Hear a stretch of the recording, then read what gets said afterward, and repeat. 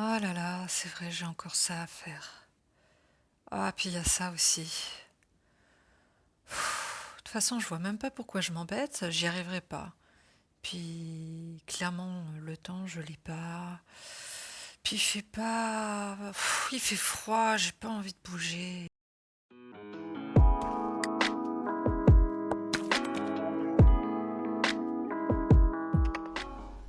Bonjour, je vous retrouve aujourd'hui pour vous parler de ces moments où ça va un petit peu moins bien, où on a toujours l'impression d'avoir ce poids sur les épaules, ces 36 000 pensées en tête, et où on a tout simplement ce qu'on appelle la baisse de morale. Alors que ce soit par rapport à la saison, que ce soit par rapport à un événement ou à plusieurs choses qui nous arrivent, ou même par rapport à notre entourage qui également subit une baisse de morale et qui commence à peser sur le nôtre, eh bien, tout simplement, on va voir dans cet épisode comment faire pour aller mieux. Parce que si vous regardez cet épisode, c'est que vous voulez aller mieux et c'est déjà une bonne chose. Alors déjà, le premier point que j'aurais tendance à aborder, c'est de rester bienveillant avec vous. Pourquoi bienveillant avec vous? Eh bien, quand on a ces jours sans, quand on sent qu'on n'arrive plus à avancer, ou alors que tout va de travers, qu'on a deux mains gauches, on a tendance à se dire c'est pas possible, mais de toute façon j'y arriverai jamais, je vais jamais rien faire de bien. Et en fait, tout ça, c'est juste dans votre tête.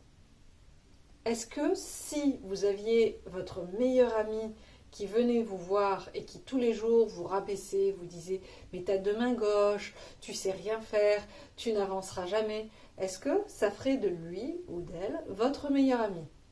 Je pense pas. Clairement, je ne pense pas.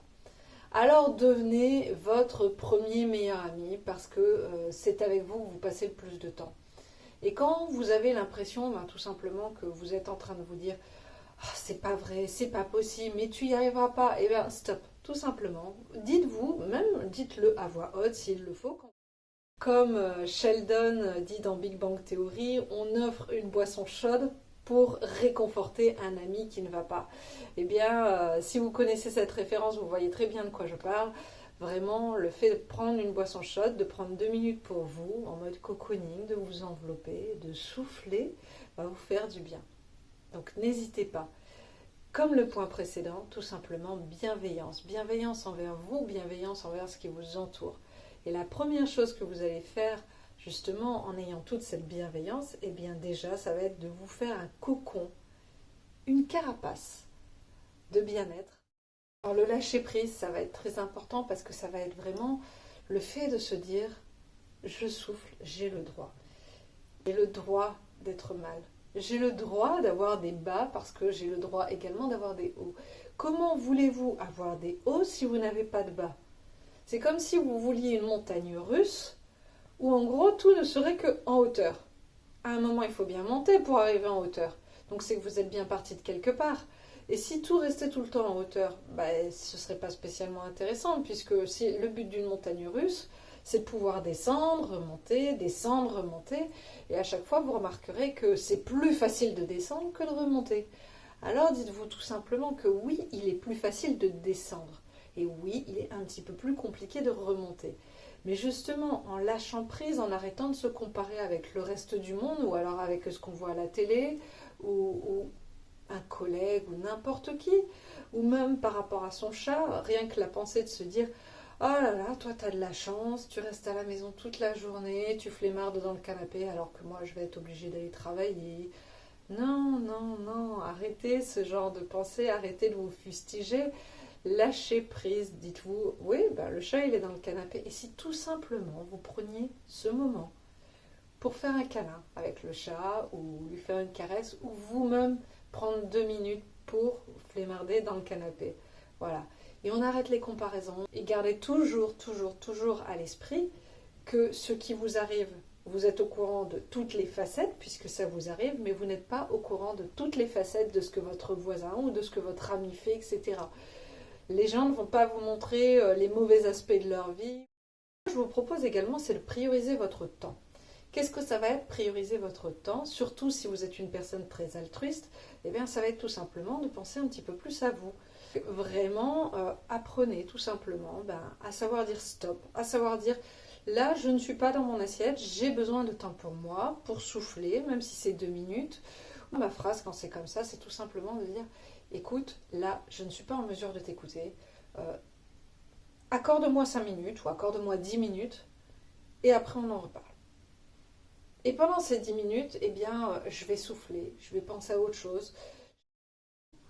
On a forcément dans ces moments-là plein de pensées qui nous traversent l'esprit. Alors parfois, on a même juste l'impression que c'est un espèce d'énorme fourmillement dans notre tête qui ne s'arrête pas. On ne sait même pas vraiment à quoi on pense. On a juste l'impression que rien ne va, que c'est lourd, qu'on n'avancera pas, etc.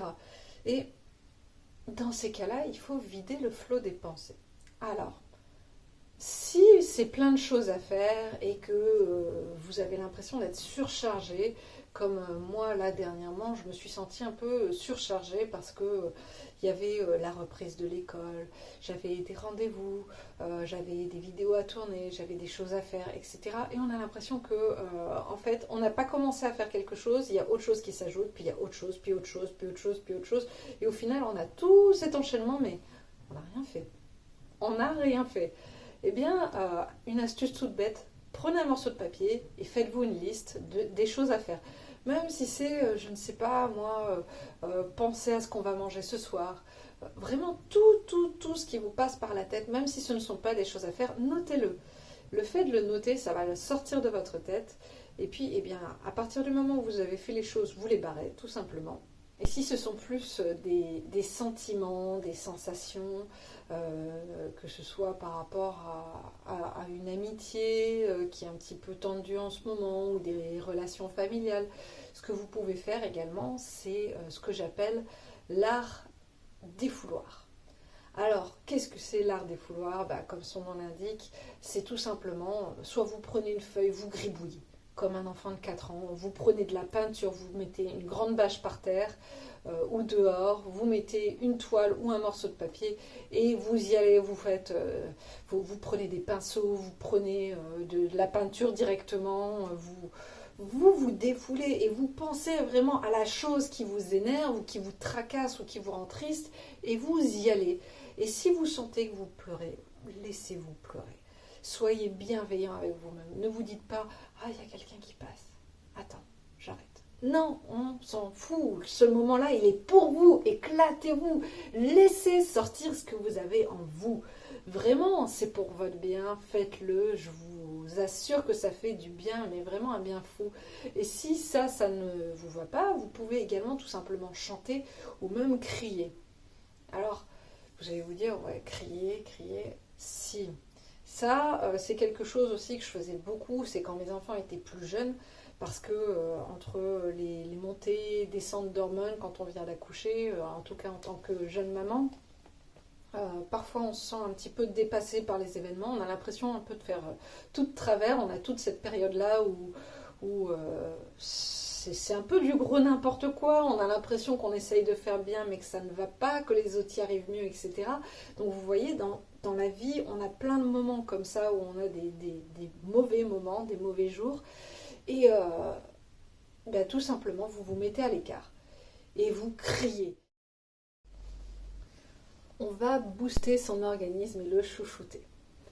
Alors, le chouchouter, ça va être tout simplement de se faire du bien. Alors, ça peut être par des gommages, ça peut être par des soins, ça peut être par tout un tas de choses. Mais ça peut être également tout simplement se mettre dans un bon gros plaid bien douillet ou une grosse couverture ou ce genre de choses. Et parfois, la baisse d'énergie, elle vient tout simplement d'un manque de vitamines ou de ce genre de choses. Alors, peut-être que vous êtes en train de faire une petite carence sur une vitamine, ou peut-être aussi tout simplement que vous en avez besoin d'un peu plus, parce qu'il y a un petit peu moins de soleil, par exemple, ou ce genre de choses. Donc, on ne va pas hésiter, tout simplement, peut-être de poser la question à son pharmacien ou à son médecin. Est-ce que là, vous avez un conseil pour rebooster un petit peu mon organisme, pour éviter de choper tous les trucs qui passent l'hiver? Donc pour certains, ce qui peut être sympa, ça peut être la levure de bière par exemple. Pour d'autres, ça peut être la gelée royale. En général, on n'y pense pas beaucoup. Ça va être de poser son téléphone, de poser les médias, d'éteindre la télé, ou alors vraiment de limiter, parce que c'est très très anxiogène au final. J'explique un petit peu ce point.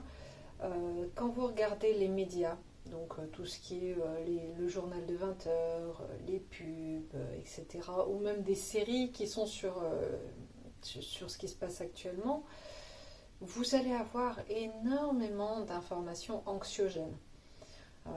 Même des choses toutes bêtes, hein, vous n'êtes pas forcément restaurateur, vous n'êtes pas forcément sur la Côte d'Azur, et vous allez entendre tous les jours, pendant un mois, souvent juste avant la rentrée scolaire, que la saison a été moins bonne dans la restauration et que les restaurateurs font la tête sur la Côte d'Azur, etc. Et pourtant, vous n'avez pas été sur la Côte d'Azur, vous n'êtes pas restaurateur et peut-être même que vous ne mangez jamais au restaurant. Alors, en quoi cette information vous a été utile? Et des informations comme ça, on en a à longueur de journée. Un autre exemple tout bête, vous ouvrez votre boîte mail et vous êtes assailli de pubs en tout genre. L'un qui vous propose -50, puis l'autre -30, puis c'est bientôt Noël, et puis c'est bientôt Halloween, et c'est la rentrée, et il y a toujours quelque chose. Donc, enfin bref, vous l'aurez compris, à un moment, dites-vous à partir d'une certaine heure, stop, je ne veux plus d'informations, je ne veux plus, je suis dans ma bulle. Voilà, tout simplement, je suis chez moi. Parfois, sur toute la journée, on est là, on a tendance à se vautrer dans le canapé, à zapper devant la télé, ou même quand on est au travail, on n'a pas forcément... on a même tendance à se... Vous savez, les épaules qui partent en avant, le dos qui se courbe, et la tête qui... Hein, même à la fin de la journée, on se sent presque bossu. On a l'impression d'avoir plus de colonne vertébrale, et on a cette douleur dans le milieu du dos ou dans les épaules. Vous savez, ça... Ah, on la sent cette douleur, hein. Eh bien, bougez. Ça aussi, ça va être un super conseil. C'est prenez vos épaules et remettez-les tranquillement vers l'arrière. Redressez votre dos. Et quand vous vous dites que vous pouvez y aller, vous le dites droit. Faites attention à votre posture. Bombez le torse. Vous êtes en position de force. Vous voulez y arriver. Alors dites-le à voix haute, dites-le maintenant, même si vous voulez. Faites-le pour vous. Je veux y arriver. Aujourd'hui, je vais aller bien, je veux y arriver, j'irai bien coûte que coûte, ça va marcher. Faites-le. C'est pour vous. La méditation. Ça va être également quelque chose que vous allez pouvoir faire même si vous n'êtes pas un grand maître yogi, même si vous n'êtes pas un fan absolu du développement personnel. Vous pouvez méditer. Et la méditation, c'est tout simplement pour ceux qui n'y connaissent rien, eh bien, de vous recentrer sur vous, d'aller chercher un petit peu dans tout ce flot de pensées, dans tout ce qui se passe dans votre tête, de se dire, ok, là maintenant, qu'est-ce que j'ai dans ma tête? Ok, j'ai cette pensée, j'ai cette autre pensée. Un petit peu, si vous connaissez Harry Potter et que vous voyez la scène où Dumbledore prend sa baguette magique et sort ses pensées et les met dans une espèce de fontaine. Alors je suis désolée, j'ai oublié le nom, mais j'aime beaucoup cette vision parce que pour moi, quand ça ne va pas, la méditation, c'est vraiment tout simplement ça. Vous allez prendre votre pensée, vous allez la sortir et vous allez l'exposer. Ok. Et alors, maintenant, vous êtes où? Une fois que vous avez sorti toutes ces pensées, vous vous sentez comment? Vous vous sentez bien? Vous vous sentez mal? Vous vous sentez apaisé? Vous vous sentez triste? Qu'est-ce qu'il reste à faire? Qu'est-ce qui va vous permettre d'avancer? Où est-ce que vous êtes maintenant? Est-ce que vous avez mal au dos? Est-ce que vous avez vos douleurs dans les épaules? Et une fois que vous aurez fait ce contrôle technique, vous allez pouvoir mettre en avant, eh bien, tout simplement les points qui restent à faire, ce que vous avez besoin, parce que c'est quand même le plus important. Et je parlais aussi tout à l'heure de sport, de sortir, de s'aérer, de faire quelque chose. Eh bien, ça, c'est également un point qui peut vous faire énormément de bien, même si c'est juste se lever, ouvrir la fenêtre et prendre un peu d'air frais. S'oxygéner, faire attention à sa posture, se redresser. Soufflez, tout simplement laissez votre esprit aller en roue libre, tranquillement. Et si vous voulez le faire en courant, eh bien faites-le. Je vais finir cette vidéo avec une citation et j'espère qu'elle vous fera énormément de bien ou en tout cas qu'elle vous fera comprendre qu'on a le droit d'avoir des bas. C'est: on ne mesure pas la capacité d'un homme quand il est au sommet, mais plutôt sa capacité à se relever quand il est tombé. Et ça, pour moi, c'est très important et ça veut tout dire. Ça veut dire que comme la montagne russe, eh bien, c'est facile d'être... Si on a toujours été en haut, c'est facile de rester en haut, mais quand on tombe, il est beaucoup plus difficile de remonter. On a tous des hauts et des bas, et pour savourer encore plus ces hauts, il faut être tombé. Le fait d'être en bas n'est pas une mauvaise chose, c'est juste parfois le tremplin pour trouver la force de savoir remonter. Et une fois qu'on est tombé, que ce soit le petit mood d'automne ou que ce soit parce qu'il nous est arrivé quelque chose, eh bien, déjà ça nous arrive à tous. Et surtout, une fois qu'on aura fait ça, qu'on aura réussi à remonter, qu'on aura trouvé la force en soi, parce que vous avez la force en vous, et ça c'est une certitude. C'est ça qui est beau dans l'esprit humain, c'est qu'on a tous la force quelque part. C'est juste que parfois on a un peu plus de mal à la trouver.